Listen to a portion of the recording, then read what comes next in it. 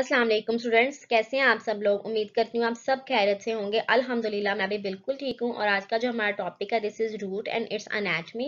क्योंकि हमने चैप्टर जो शुरू किया इट्स एब्जॉर्प्शन ऑफ वाटर, तो उसमें हमने मतलब यही देखना होता है कि रूट्स की एनाटमी कैसी है। और साथ में जो हमने लास्ट टाइम डिस्कस किया था कि सॉइल का क्या स्ट्रक्चर है, उसकी क्या कॉम्पोजिशन वगैरह है। तो आज हमारा रूट और एनाटमी को इसको देख लेंगे। तो हम चैप्टर लेसन को स्टार्ट करते हैं। इससे पहले आप चैनल को सब्सक्राइब कर दें, वीडियो को लाइक कर दें, ज़्यादा से ज़्यादा इस वीडियो को शेयर करें। और इसके अलावा जो है आप इंस्टाग्राम पे फॉलो करना मत भूला करें, क्योंकि वहाँ पे आप डायरेक्ट डीएम करके तो है कुछ भी क्वेश्चंस क्यूरीज के आंसर्स के बारे में या किसी भी नोट्स वगैरह के बारे में आप पूछ सकते हैं। तो लेट्स गेट स्टार्टेड। सबसे पहले हमारे पास एक्चुअल में रूट, आपको पता ही है रूट क्या चीज़ होती है। एक अंडरग्राउंड पार्ट है प्लांट का, ठीक है। तो the root lies below the ground, ground के जो है वो नीचे होती है। इट ब्रांचेस, ब्रांच करती है profusely to form the root system. अगर वो बहुत ज़्यादा आपस में ब्रांचिंग कर रही है, नेक्स्ट ब्रांचिंग, उससे वो एक रूट सिस्टम बना देते हैं। एंकर्स द प्लांट, और प्लांट को खड़े करने में, एंकर करने में हेल्प करती है into the soil and absorb the water and the minerals from the soil solution. और इसके अलावा जो सॉइल सॉल्यूशन होता है या सॉइल होती है, उसमें से किसी भी तरह के वाटर मिनरल्स वगैरह को एब्जॉर्ब करने में हेल्प करती है।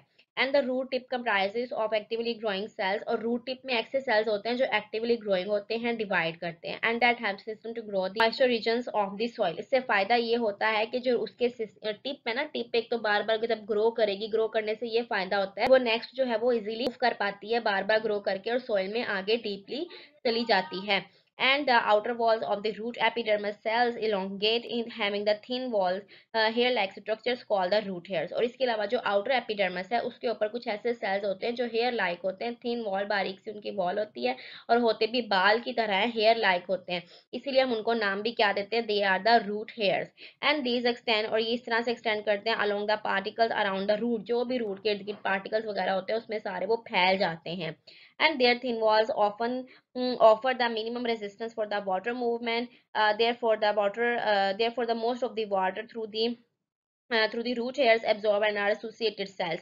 क्योंकि फिर ये बहुत बारीक बारीक होते हैं, इनकी वॉल्स भी ज़्यादा थिक नहीं है, थिन होते हैं, तो इसलिए वाटर की जो एब्जॉर्प्शन है बहुत ज़्यादा आसानी से हो जाती है, किसी भी तरह की रेजिस्टेंस फेस करनी नहीं पड़ती वाटर को। तो इसके इर्द गिर्द जो स्पेसिस हैं या सॉइल है वहाँ से आसानी से वाटर जो है एब्जॉर्ब कर लिया जाता है। And the root hairs and their associated cells and the root hairs increases the soil contact, soil contact को इंक्रीज कर देती है रूट के सॉइल के साथ, and enhances the absorption of the water and the soil penetrated. और उसका soil का जो वॉल्यूम है वो, क्योंकि सॉइल के वॉल्यूम में जिसका पेनिट्रेशन का केस है वो इंक्रीज करेगी जैसे ही, क्योंकि उसमें ब्रांचेस होती जा रही है रूट हेयर्स की। बहुत ज़्यादा ब्रांचिंग के रिजल्ट में ये फायदा होता है कि वो आगे आगे मूव करती जाती है और अपने इर्द गिर्द एरिया जो है उसको भी फिल अप कर लेती है, और वहाँ पे एब्जॉर्प्शन बहुत आसानी से हो जाती है। इसके अलावा जो नेक्स्ट हमारे पास है this is the anatomy of the root, या यंग रूट की जो एनाटमी एक्चुअल में उसमें किस तरह से सेल्स वगैरह अरेंज होते हैं, इसको गौर से आप सुन लें। इसमें आपको अंडरस्टैंडिंग हो जाएगी कैसे ये सारा सिस्टम चलता है। The center of the root in the most of the cases is occupied by the xylem। सबसे सेंटर में जो है, दरमियान में जो है वो एक xylem होगा। सब केसेस में ऑलमोस्ट ऐसा ही होता है। Composed of the conducting element, जिसमें आपको पता है कंडक्टिंग एलिमेंट्स हैं जो इसके ट्रैकिड्स हैं, वेसल्स है जाइलम की। जब एनाटमी आप पढ़ोगे या आपने कुछ पढ़ी भी हुई हैं, बल्कि बी पेपर में ये है ट्रैकिड्स और जाइलम वेसल्स वगैरह, तो उसके एलिमेंट्स हैं जाइलम एलिमेंट्स। तो इनकी वजह से पूरा कंडक्टिंग सिस्टम बनता है जिसमें से वाटर और मिनरल्स और सोल्यूट्स वगैरह आसानी से मूव कर सकते हैं, ठीक है। तो यही सेंटर में सबसे पहले यही होता है। And xylem of the root is continuous with the xylem of the tissues in the stem. और इसके अलावा एक और बात भी है कि जो रूट के जाइलम है वही जाइलम कंटिन्यू करता है स्टेम के रूट के साथ, क्योंकि स्टेम के जाइलम के साथ, क्योंकि नीचे से जो जो जाइलम जाता है वो सीधा डायरेक्ट उसकी स्टेम के अंदर भी उसी तरतीब से जा रहा है। तो स्टेम के अंदर भी सेंटर में बिल्कुल जाइलम ही होगा जो रूट वाला जाइलम है। And the xylem tissue is closely associated with the phloem tissues. और जाइलम आपको पता है फ्लोएम के साथ क्लोजली एसोसिएटेड है, बिल्कुल एक दूसरे के साथ साथ होते हैं। And the xylem and the phloem elements, और जो जाइलम और फ्लोएम के एलिमेंट्स हैं जिसको हम नाम देते हैं वॉस्कुलर टिश्यूज का, they are surrounded by the layer of the living cells called the pericycle. अब देखें दरमियान में जाइलम है, उसके साथ ये एसोसिएटेड फ्लोएम है। फ्लोएम के भी आपको पता है फ्लोएम के भी कुछ एलिमेंट्स होते हैं, जैसे उसकी सीव ट्यूब्स वगैरह, उसका स्ट्रक्चर है, फ्लोएम की ट्यूब्स जो बनती हैं वो हैं। तो वो सारी चीजें अब ये मिलके जाइलम और फ्लोएम है, ठीक है, ये इनको वास्कुलर टिश्यूज का नाम देते हैं। और फिर वास्कुलर टिश्यूज को साइड पे एक लेयर ने कवर किया हुआ है जिसको हम पेरिसाइकल का नाम देते हैं। इसके अलावा the vascular tissues and the pericycle form the system called the steel. और ये जो वर्ड हम बार बार यूज करते हैं प्लांट के स्टील का, कि प्लांट का स्टील कैसा है या प्लांट का स्टील है या उसके बारे में बात करें, इसका मतलब ये कि वहां पे हम तीन चीजें देख रहे हैं, एक तो जाइलम देख रहे हैं, एक फ्लोएम देख रहे हैं और एक pericycle. With its all elements, यानी जो भी एलिमेंट्स होंगे, चाहे जाइलम के हों, चाहे फ्लोएम के हों, और चाहे पेरिसाइकिल के स्ट्रक्चर्स हों, वो सब इनको इंक्लूड करके जो सिस्टम बनता है उसको हम स्टील का नाम देते हैं, ठीक है। और फिर आगे टाइप्स डिफरेंट स्टील वगैरह की वो भी आपने एनाटॉमी में पढ़ी है, अगर नहीं पढ़ी तो वो भी हम आहिस्ता आहिस्ता साथ ही लेक्चर्स के साथ पढ़ लेंगे। Just outside the stele is the layer of the cell is called the endodermis, और स्टील के जो बिल्कुल बाहर एक लेयर होती है उसको हम एंडोडर्मिस का नाम देते हैं। अब आपको समझ आ रही है ना, जाइलम से हम शुरू हो रहे हैं, फिर फ्लोएम है, फिर पेरिसाइकिल है, फिर एंडोडर्मिस है। तो the transverse and the radial walls of the endodermis, इसकी जो ट्रांसवर्स और रेडियल वॉल्स को अगर हम देखें, they consist of the thickenings, इसके अंदर वॉल थिकनिंग्स होती हैं कॉल्ड दी कास्पेरियन स्ट्रिप्स। और ये जो एंडोडर्मिस है इसकी वॉल के अंदर कुछ थिकनिंग्स होती हैं, यानी जगह जगह से थोड़ी थोड़ी सी मोटाई होती है वॉल्स के अंदर, उसको हम कहते हैं they are the Casparian strips, ठीक है। And these are impregnated with the suberin, और इसके अंदर जो है वो सुब्रिन प्रेजेंट होता है, जिसकी वजह से ये जो है वो इम्परमिएबल भी होती है। सुबने substances and impermeable to water और वॉल्स, यानी ये ऐसा होता है कि ये इम्परमिएबल होती है जिसकी वजह से पानी या सोल्यूट वगैरह उसमें से मूव आउट नहीं कर पाते हैं।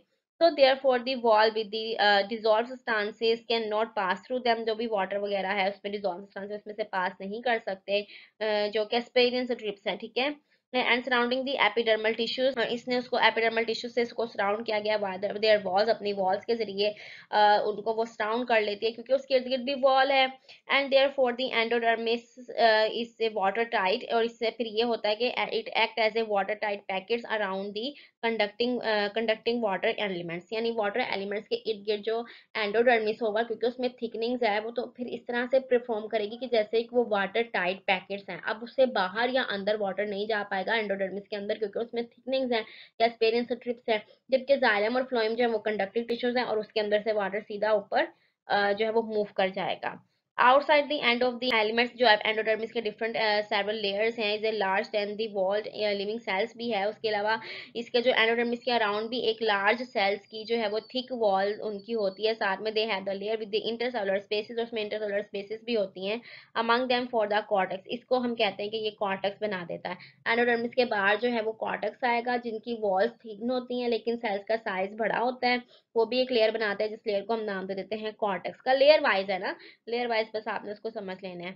And the air spaces form the interconnected channels, और उसके में एयर स्पेसेस भी जरूर होते हैं, चाहे ताकि उसमें जो है वो आसानी से इंटरकनेक्टेड चैनल्स बना सके, necessary for the internal aeration, उसमें से हवा का गुजरना भी तो जरूरी है ना। अगर उसमें किसी भी तरह की कोई जो है वो स्पेसेस वगैरह नहीं होंगी तो पानी तो गुजर गया जैसे भी अपने रास्ते से, लेकिन हवा का गुजरना भी जरूरी है ना।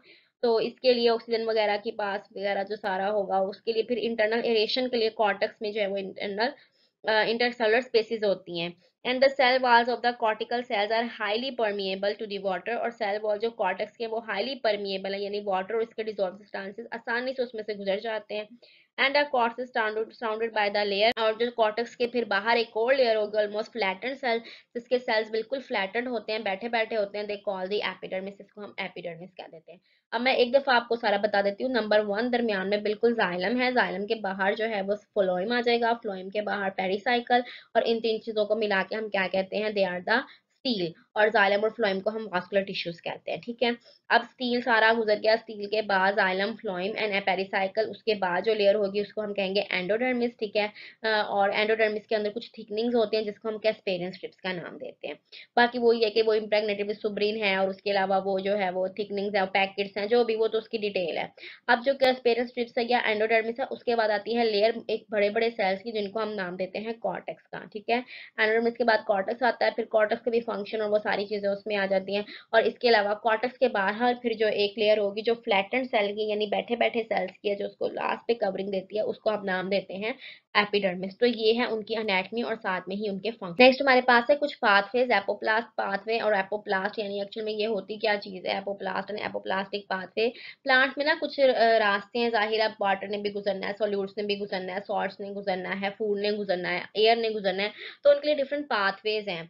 यहाँ पे मंच की बात की गई है। मंच साइंटिस्ट का नाम है, सजेस्टेड द इंटरकनेक्टेड सेल, उसने कहा कि जो इंटरकनेक्टेड सेल वॉल्स हैं and the water fill xylem elements, they should be considered as a single system, system. उन्होंने कहा कि ये जो इंटरकनेक्टेड सेल्स हैं और साथ में अगर हम ले लें जाइलम के एलिमेंट्स को, यानी जाइलम की ट्रैकिड्स और वेसल्स वगैरह, इनको इकट्ठा करें, दे फॉर्म अ सिस्टम जिसको हम नाम देते हैं एपोप्लास्ट का। And the apoplast is a system of the adjacent cells. अब ये सेल वॉल्स का एडजेसेंट सिस्टम है जो आपस में बिल्कुल जुड़े हुए हैं throughout the plant except the Casparian strips. अब देखो एपोप्लास्ट में पूरा सिस्टम आ रहा है, जाइलम, उसके एलिमेंट सब कुछ उसमें आता है, लेकिन उसमें जो कैस्पेरियन स्ट्रिप्स है वो नहीं है, वो उसमें से एक्सक्लूड कर देनी है, तो इसको हम कहेंगे ये एपोप्लास्ट या उसका एपोप्लास्टिक पाथवे है। अब इसमें होता है कि up to 50% of the cellulose wall, जो 50% सेलुलोज वाल का, they have the free spaces which is occupied the water. इसमें कुछ फ्री स्पेसेस है जो सेलुलोज वॉल है, और उसमें फिर ऐसा होता है कि वाटर उसमें आसानी से चला जाता है, and this provide the efficient channel for the movement of the water, और वहां पे पानी की मूवमेंट होती है। And water from the apoplast is surrounded by the is supplied by the from the xylem, यानी हमें जो वाटर मिल रहा है वो जाइलम से मिल रहा है। अब पता है क्या बात है, जाइलम में तो हमारे पास वेसल्स, यानी या वेसल्स है या ट्रैकेट्स हैं, वो डायरेक्ट सीधे ऊपर वाली साइड पे जाएंगे ना, नीचे से ऊपर। अब प्लांट्स के दूसरे पार्ट्स भी तो है ना, साइड पे लीव्स की कुछ ब्रांचेस निकल रही हैं, कुछ और दूसरे उसके पार्ट्स वगैरह, वहां पे भी तो वाटर का जाना जरूरी है ना। तो फिर वो जाइलम से बाहर निकलेगा पानी, और वो कैसे निकलेगा, वो निकलेगा थ्रू थ्रू एपोप्लास्टिक पाथवे। और ये जो एपोप्लास्टिक पाथवे होगा, इसमें सिर्फ जाइलम के एलिमेंट्स होंगे जैसे ट्रैक्यूल्स और वेसल्स वगैरह, उसमें से गुजरेगा। इसके अलावा जो उसके साथ एडजेसेंट वाल्स होंगे उसमें से गुजर जाएगा, एक्सेप्ट कैस्पेरियन स्ट्रिप्स, क्योंकि कैस्पेरियन स्ट्रिप्स आपको पता है दे आर कंप्लीटली इम्परमिएबल, उसमें से पैसेज नहीं होगा। जस्ट सेलुलोसिस जो वॉल हैं, उन वॉल्स में कुछ एयर स्पेसेस वगैरह, उसमें कुछ स्पेसेस हैं जहां से पानी गुजरेगा, और इस तरह फिर वो दूसरे पार्ट्स में भी आसानी से चला जाएगा। इसको हम कहते हैं दिस इज एपोप्लास्ट और एपोप्लास्टिक पाथ। नेक्स्ट हमारे पास जो है दिस इज द सेम प्लास्ट और द सेम प्लास्टिक पाथवे। अब ये थोड़ा डिफरेंट सिस्टम, यानी उसमें अब जो ये जाइलम वेसल्स और उसका जो सारा सेलुलोसिक वॉल्स थी जहाँ पे पानी था, उसको हमने छोड़ देना है, and rest of the plant living part, उसके अलावा जो भी सारा प्लांट का पूरा लिविंग पार्ट होगा ना, उस सबको हम नाम देंगे this is the symplast. And the symplast is a system of the interconnected protoplast. वो हमने पढ़ा था कि वो सिस्टम है इंटरकनेक्टेड एडजेसेंट सेल वॉल्स का। बेल्स का सिस्टम पढ़ा था ना कि वो वॉल्स आपस में एडजेसेंट इंटरकनेक्टेड वॉल्स हैं। यहाँ पे है प्रोटोप्लास्ट, यानी जो वॉल्स को छोड़ के अंदर वाला सिर्फ प्रोटोप्लास्ट होता है उसका। इन द सेल उनका इंटरकनेक्शन है, and the cytoplasm of the neighbouring cells are interconnected through the plasmodesmata. और आपको पता है कि जो प्रोटोप्लास्ट है या साइटोप्लाज्म है, सेल का जो इंटरकनेक्टेड होता है, it is through this plasmodesmata. और प्लाज्मोडेस्माटा जो है वो ओपनिंग्स हैं छोटी छोटी, जो सेल वॉल्स के अंदर होती हैं। So the movement of the water take place down the concentration gradient, और the water gradient down यानी high to low की तरफ हमेशा move करेगा। And the movement is also aided by the cytoplasmic streaming। इसके अलावा भी पानी को मूव करने के लिए जो साइटोप्लाज्म में अपनी स्ट्रीमिंग होती है, उसकी वजह से भी ये मूवमेंट आसानी से हो जाती है। And the symplast is more important pathway for the water movement. Water की मूवमेंट के लिए सिम्प्लास्ट ज्यादा इंपॉर्टेंट है, क्योंकि ये साइटोप्लास्ट जो साइटोप्लाज्म आसानी से मूव करता है, इसलिए इसकी थोड़ी वैल्यू ज्यादा है। इसके अलावा हमारे पास आता है वैक्यूलर पाथवे। ये है कि आप उसके नाम से अंदाजा लगा सकते हो, मीन्स के वैक्यूल टू वैक्यूल जो मूवमेंट होगी उसको हम वैक्यूलर पाथवे कहेंगे। अब हुआ क्या कि उन सबको छोड़ के उन्होंने कहा कि वैक्यूल्स को भी अंदर अकाउंट किया जाए। Some authors exclude the central vacuoles and consider them the separate system। उन्होंने कहा कि इसको एक to form the independent system for the movement of the water, it is called the vacuole। water and the solutes इसको हम vacuolar system कहते हैं, जिसमें सिर्फ vacuole to vacuole movement होती है। And the vacuole pathway in the water, for the water moves from vacuole to vacuole, यानी vacuole से vacuole की तरफ move करेगा through the nearby cell or the neighboring cell, crossing the symplasm में से भी गुजरते हुए, उसको छोड़ते हुए।